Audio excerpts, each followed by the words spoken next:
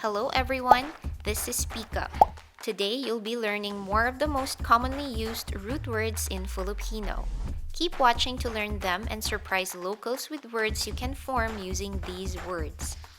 This time, you can add in the beginning or middle of the words to form the past tense of the verb.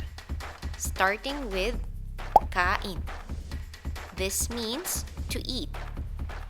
Kain. Kain. Kain. Kain. Kumain ka na ba? Kumain ako kanina. Kumain ako ng spaghetti. Inom is to drink in English. Inom. Inom. Inom. Inom.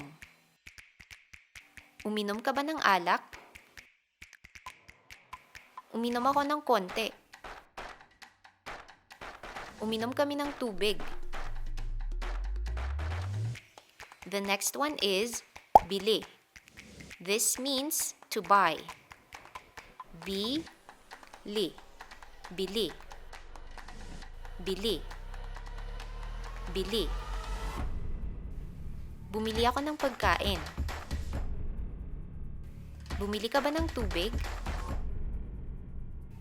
Oo, bumili ako kanina.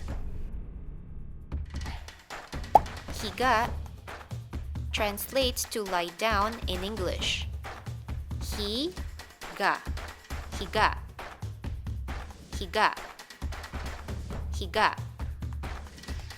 Humiga ako sa malambot na kama. Humiga kami kanina. Humiga ako at nagpahinga. The last one is Kanta.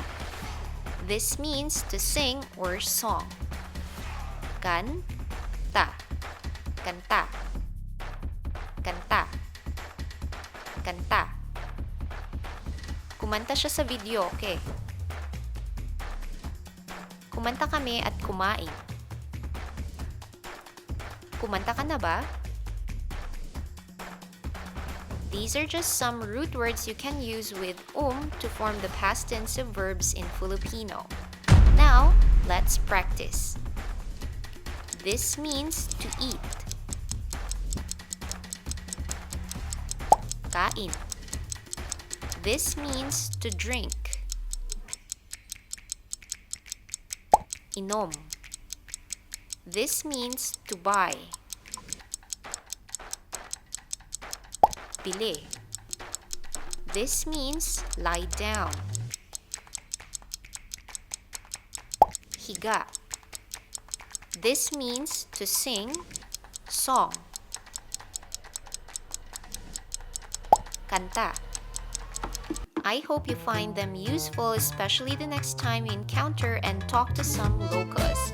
Thank you for watching. Paalam po.